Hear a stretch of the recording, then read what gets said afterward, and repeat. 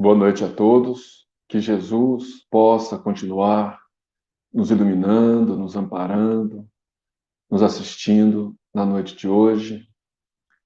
Queremos iniciar nossos comentários, elevando nosso pensamento ao alto, ao Mestre de todos nós, a Jesus, aquele que desde sempre tem buscado trazer a mensagem para a gente, para a nossa melhoria espiritual, para o nosso crescimento, para a cura de nossos males da alma, que possamos, na noite de hoje, refletir nos seus ensinamentos, na mensagem que ele transmitiu através dos seus mensageiros, que vêm até nós e transmitem a mensagem pelos médiuns, pelos intermediários encarnados, dando-nos lições, histórias que servem para as nossas reflexões e que servem de exemplos para todos nós.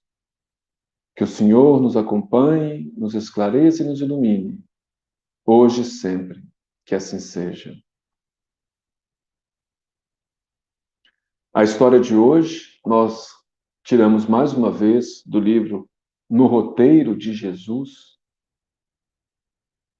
psicografado pelo nosso querido Francisco Cândido Xavier, e as histórias foram narradas pelo espírito Humberto de Campos, o mesmo que também assina como Irmão X.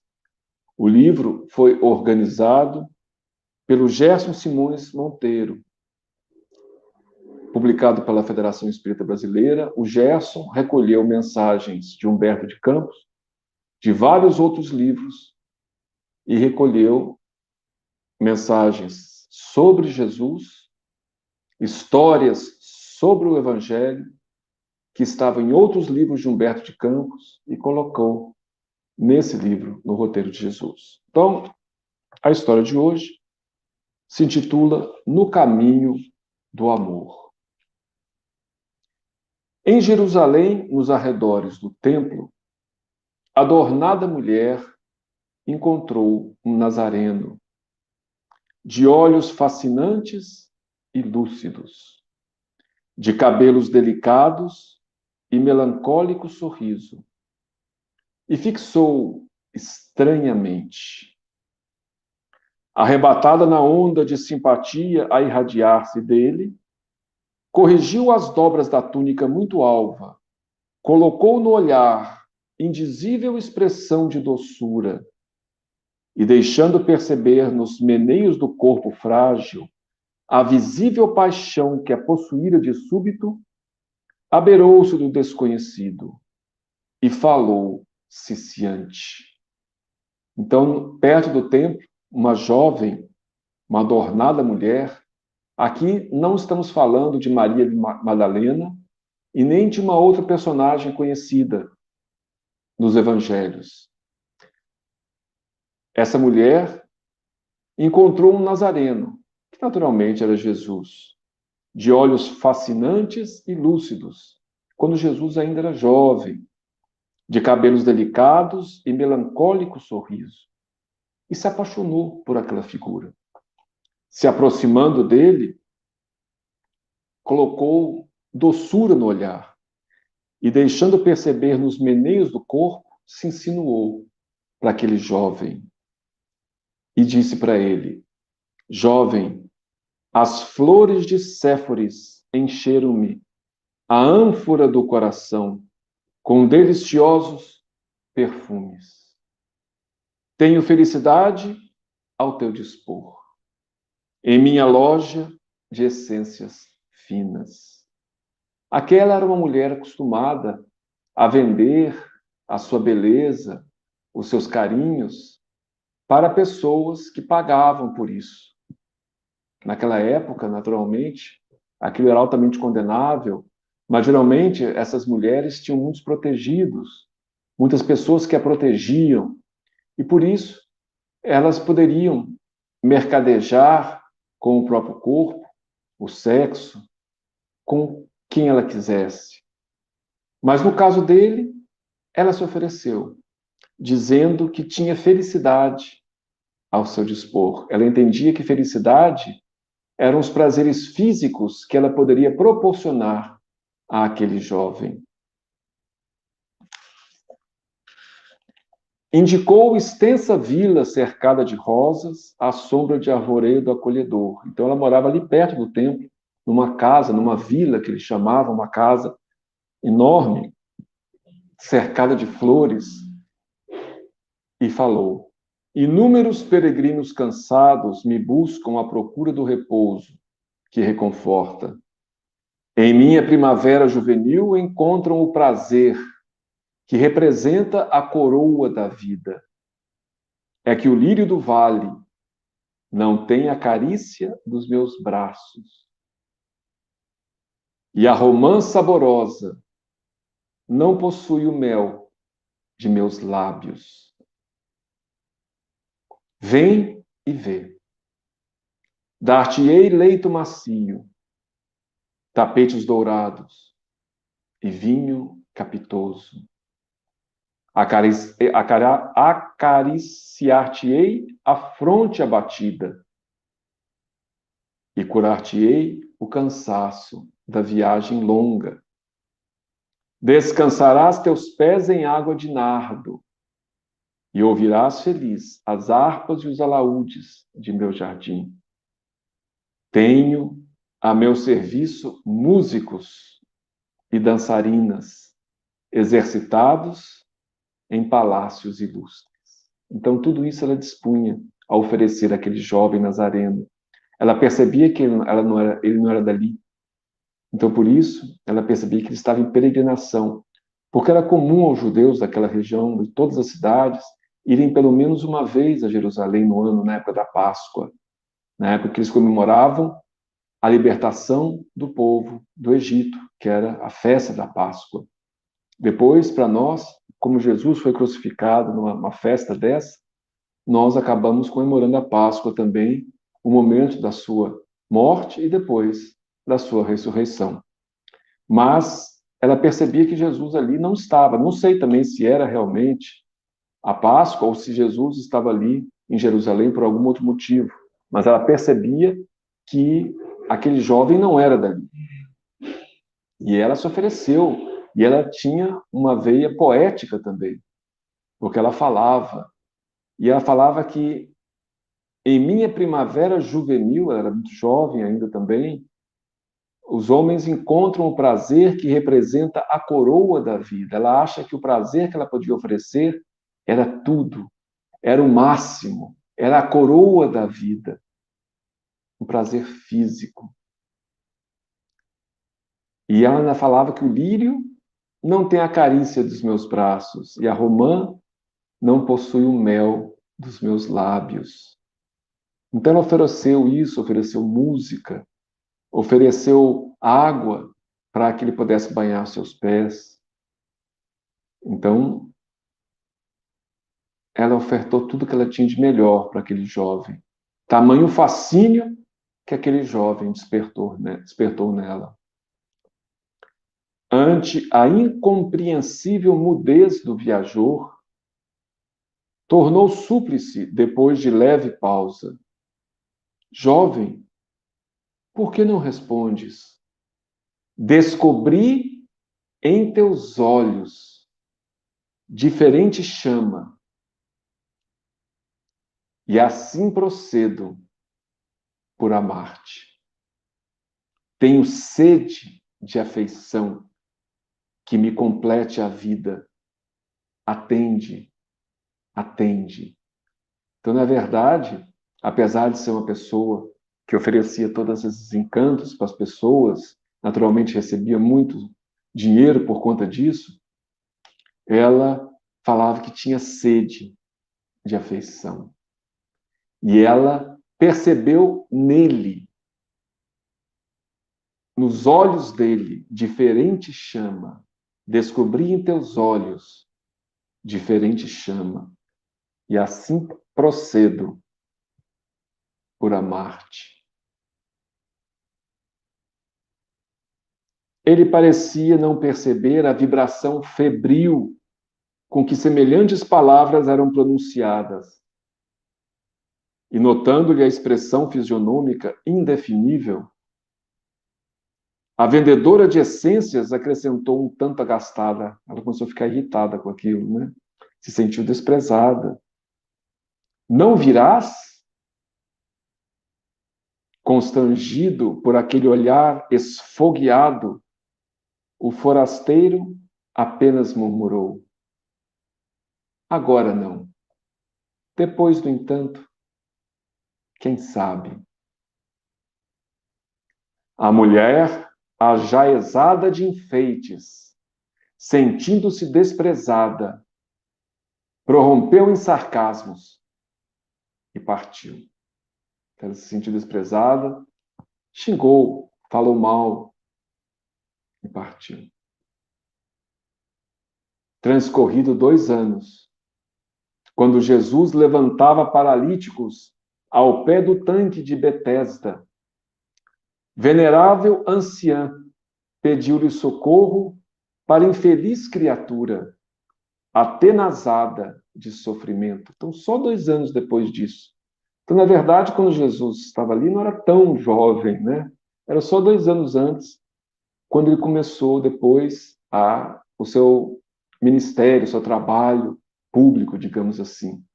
E Jesus estava em Jerusalém, levantando paralíticos ao pé do tanque de Betesda, quando uma senhora, uma anciã, chegou para ele pedindo socorro por uma criatura infeliz, cheia de sofrimento. O mestre seguiu-a sem hesitar. Num pardieiro denegrido, um corpo chagado exalava gemidos angustiosos. A disputada mercadora de aromas ali se encontrava, carcomida de úlceras, de pele enegrecida e rosto disforme. 2 anos depois, aquela mulher que se gabava de ter uma pele maravilhosa, de ter lábios mais doces do que a romã, estava cheia de úlceras. A pele enegrecida, o rosto deforme, num lugar infecto, num pardieiro. Feridas sanguinolentas pontilhavam-lhe a carne. Agora, semelhante ao esterco da terra. Seu corpo. O corpo é transitório. O corpo é passageiro. Exceção dos olhos profundos e indagadores, nada mais lhe restava da feminilidade antiga. Só 2 anos se passaram. Era uma sombra leprosa de que ninguém ousava aproximar-se. Fitou o mestre e reconheceu. Era o mesmo mancebo nazareno, de porte sublime e atraente expressão. O Cristo estendeu-lhe os braços, tocado de intraduzível ternura, e convidou: vem a mim, tu que sofres. Na casa de meu Pai nunca se extingue a esperança. A interpelada quis recuar, conturbada de assombro, mas não conseguiu mover os próprios dedos, vencida de dor. O mestre, porém, transbordando compaixão, prosternou-se fraternal e conchegou-a de manso Imagina a cena. Ela estava naquele cárcere imundo. Ninguém chegava nem perto dela com medo do contágio. Totalmente disforme, cheio de chagas. Hoje em dia, né, existe tratamento, as pessoas nem, né, nada se compara ao que existia naquela época. As pessoas não tinham tratamento nenhum. E o mestre chega ali e fala, né, vem a mim, tu que sofres. Na casa de meu pai nunca se extingue a esperança. Prosternou, ele teve que agachar, porque ela estava ali embaixo, já conchegou-a de manso. Ele finalmente foi encontrá-la, né? Ela não tinha chamado ele, né, antes. Ele não falou que ia. Depois, a infeliz reuniu todas as forças que lhe sobravam e perguntou em voz reticenciosa e dorida: Tu, o Messias Nazareno, o profeta que cura, reanima e alivia, que vieste fazer junto de mulher tão miserável quanto eu? Então, ela não entendia, porque além dela estar fisicamente disforme, ele, por ser um profeta que cura, que reanima, mas ela sabia que era uma pecadora. Então, além da deformidade física que ela trazia, ela sabia das suas deformidades morais. Ela achava que não era digna de um profeta, de um ser puro, visitá-la. Que vieste fazer junto de mulher tão miserável quanto eu? Ele, contudo, sorriu, benevolente, retrucando apenas: agora venho satisfazer-te os apelos. Ela não tinha pedido para ele, né, ir estar com ela, agora eu estava indo. E recordando-lhe, Jesus recordando-lhe as palavras do primeiro encontro, as palavras dela, do primeiro encontro, acentuou, compassivo: descubro em teus olhos diferente chama, e assim procedo por amar-te.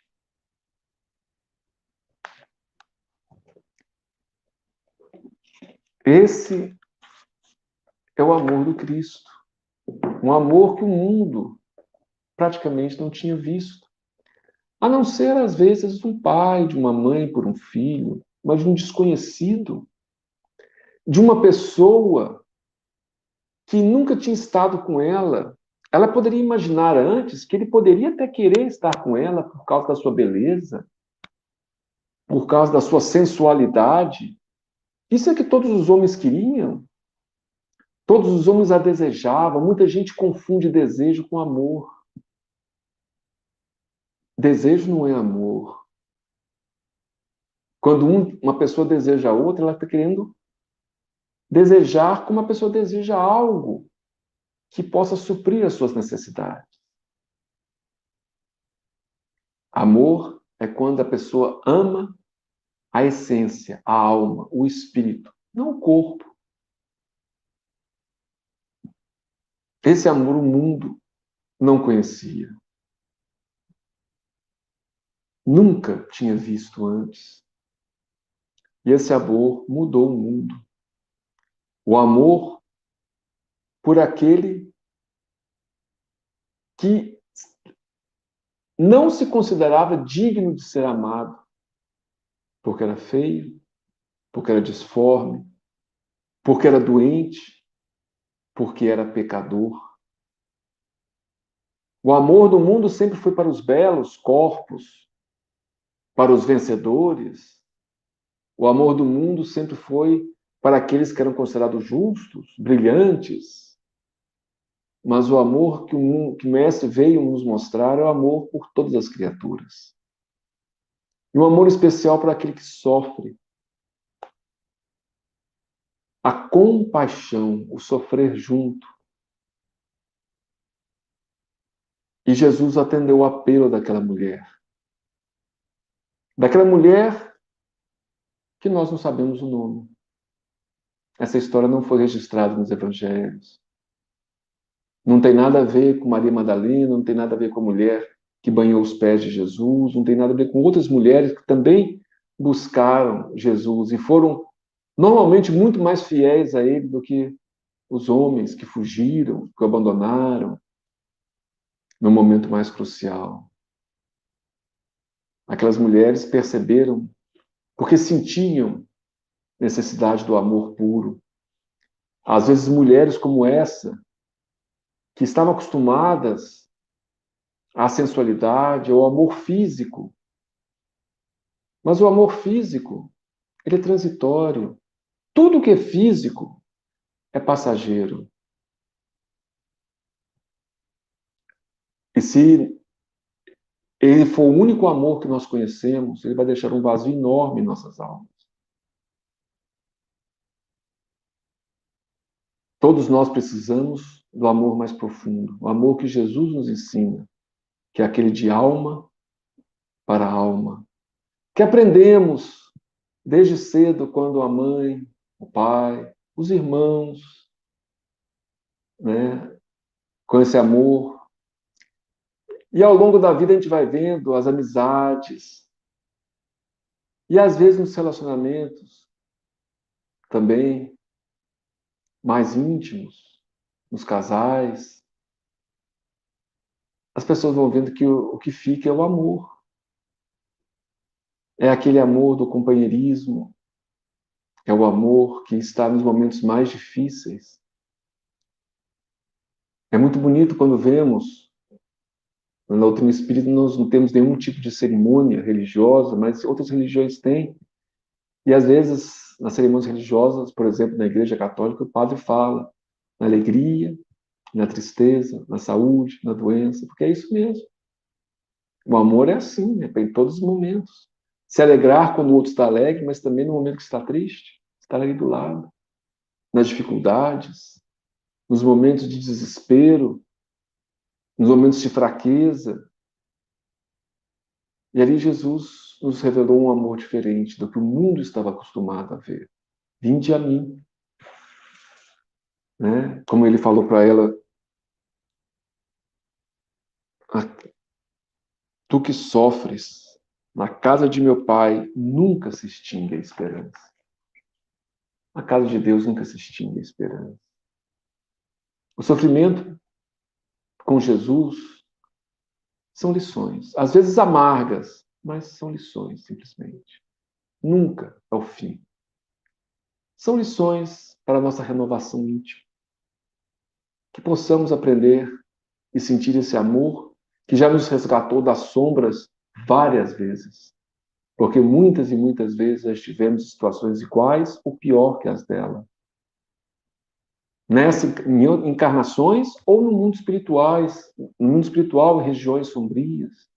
E fomos resgatados por mensageiros do Cristo, falando do amor do Mestre dessa forma, nos amando apesar dos nossos erros. E é assim que Jesus espera que aprendamos a amar os outros e a amar a nós mesmos. Aceitar-nos com os nossos erros. Aceitar as pessoas que vivemos com as suas fraquezas. Temos a necessidade de melhorar, porque precisamos melhorar para sermos mais felizes, mas temos que aceitar a nossa condição até mesmo para melhorar. E lembrando sempre que Jesus nos ama, sempre, e está sempre conosco. Então, gostaríamos de encerrar nossos comentários na noite de hoje, nessa lição tão linda, pedindo a Deus que nos abençoe, nos dê forças, nos dê muita luz, muita paciência, muita esperança sempre, que abençoe o nosso lar, os nossos lares, abençoe o nosso país, nossos dirigentes, a humanidade toda, que possamos ter um fim de semana proveitoso, reflexivo, e que possamos desenvolver esse amor pelo próximo, o amor por aquele que muitas vezes nem se considera digno, mas sabemos que todos somos dignos, pois todos nós, não importa a condição transitória que nós estejamos. A situação dela é transitória, porque mesmo nas condições mais precárias, nós nunca deixaremos de ser filhos de Deus e irmãos uns dos outros. Muita paz a todos e que Jesus nos envolva os corações, hoje e sempre.